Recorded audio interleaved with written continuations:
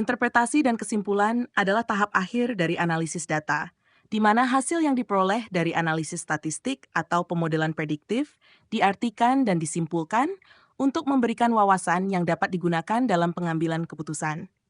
Tahap ini sangat penting karena hasil analisis harus diterjemahkan ke dalam informasi yang bermakna dan relevan bagi pemangku kepentingan. Berikut ini adalah panduan tentang bagaimana melakukan interpretasi dan menarik kesimpulan yang efektif dari data.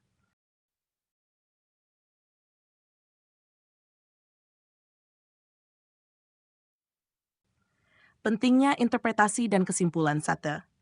Mengubah data menjadi wawasan, memahami hasil, memastikan bahwa hasil statistik atau model dipahami dengan benar dan tidak disalahartikan. Menemukan makna, mengubah hasil analisis menjadi wawasan yang dapat digunakan untuk pengambilan keputusan. 2. Pengambilan keputusan yang berdasarkan data. Validasi hipotesis. Menilai apakah hasil mendukung atau menolak hipotesis awal.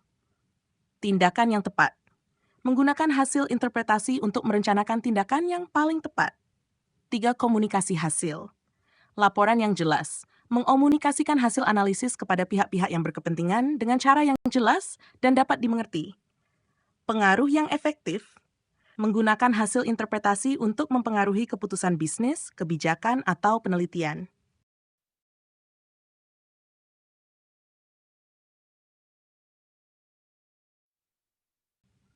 Langkah-langkah dalam interpretasi dan menarik. Kesimpulan 1. Kontekstualisasi hasil, hubungan dengan tujuan. Menghubungkan hasil analisis dengan tujuan awal penelitian atau masalah yang sedang diselesaikan. Memahami asumsi. Mengingat asumsi yang dibuat selama analisis, seperti asumsi linearitas dalam regresi, dan bagaimana asumsi tersebut mempengaruhi hasil. 2. Evaluasi signifikansi hasil. Statistik mengevaluasi apakah hasil yang diperoleh signifikan secara statistik, misalnya melalui nilai P, dalam uji hipotesis. Ukuran efek, mengukur dampak atau efek dari variabel independen terhadap variabel dependen, seperti menggunakan koefisien regresi atau ukuran efek lainnya. 3. Menilai kekuatan model atau analisis keakuratan prediksi, mengevaluasi seberapa baik model prediktif dapat memprediksi data baru dengan menggunakan metrik seperti akurasi, presisi, recall, atau R kuadrat. Validasi model, menggunakan cross-validation atau pengujian pada dataset independen untuk memastikan bahwa model tidak overfitting dan dapat digeneralisasi.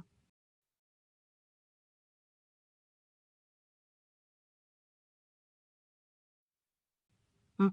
Mengidentifikasi pola dan hubungan. Pola data. Mengidentifikasi tren, pola, atau hubungan yang ditemukan dalam data, seperti korelasi antara variabel atau pola musiman. Anomali atau outliers. Menginterpretasi anomali atau outliers dan memutuskan apakah mereka signifikan atau hanya kebisingan. 5. Membuat kesimpulan.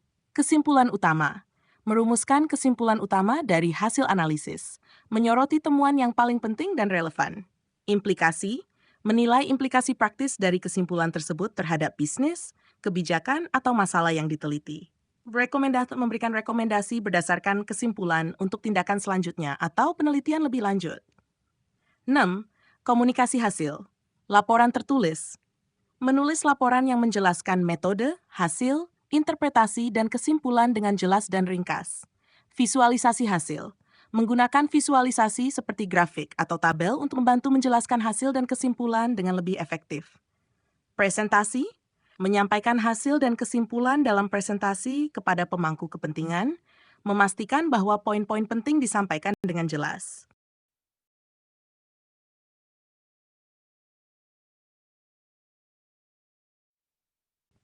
Contoh penerapan interpretasi dan kesimpulan.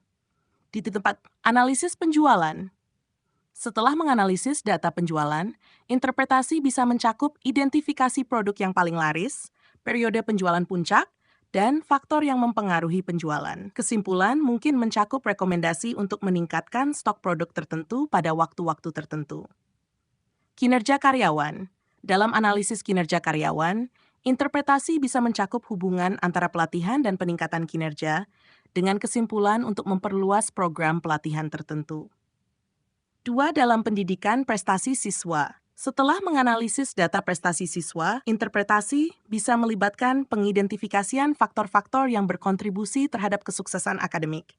Kesimpulan mencakup rekomendasi untuk mengadopsi metode pengajaran tertentu di seluruh kelas. Evaluasi efektivitas program pendidikan dapat menghasilkan kesimpulan tentang keberhasilan atau kegagalan program dengan rekomendasi untuk modifikasi atau penghentian program.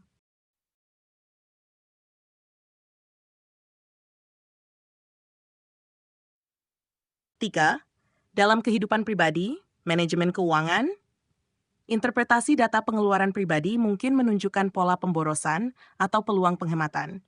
Kesimpulan mungkin termasuk penyesuaian anggaran atau pengurangan pengeluaran dalam kategori tertentu. Kesehatan dan kebugaran.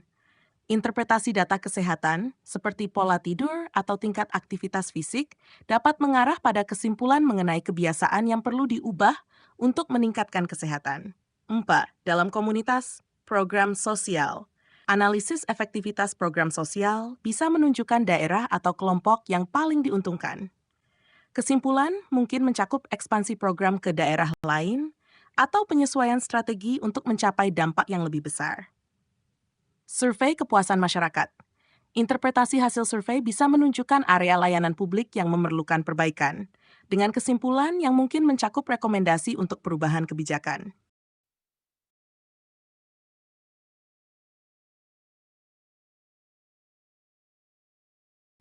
Kesimpulan interpretasi dan kesimpulan adalah tahap yang sangat penting dalam proses analisis data, karena memastikan bahwa hasil yang diperoleh dapat diubah menjadi wawasan yang bermakna dan dapat digunakan untuk pengambilan keputusan.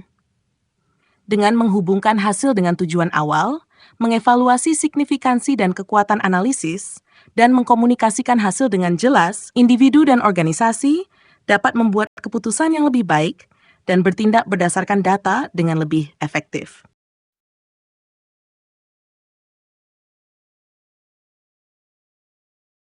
Demikian, semoga bermanfaat.